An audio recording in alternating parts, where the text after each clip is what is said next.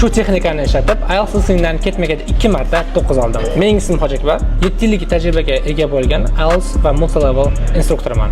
Ushbu videoda siz bilan IELTS listeningdan 9 olishga yordam bergan 10 ta texnika bilan bo'lishmoqchiman. Naynalar odatda o'ta tajribali bo'ladi. Ko'p praktik qilavergandan ular chaqiruvchi omillarni va qaysi savollar qanday xillari borligini oldindan bashorat qila olishadi.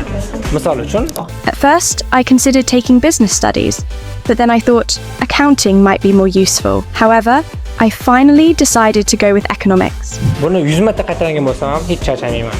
Vocabulary ustida har doim ishlayman. Aynan part 3 va part 4 da akademik so'zlar ko'p bo'ladi.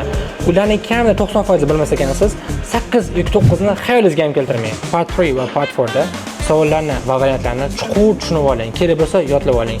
Bunga sizga yetarlicha vaqt beriladi.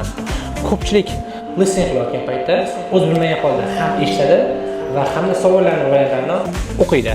Odam miyasi ikkita vazifani bitta paytda bajara olmaydi.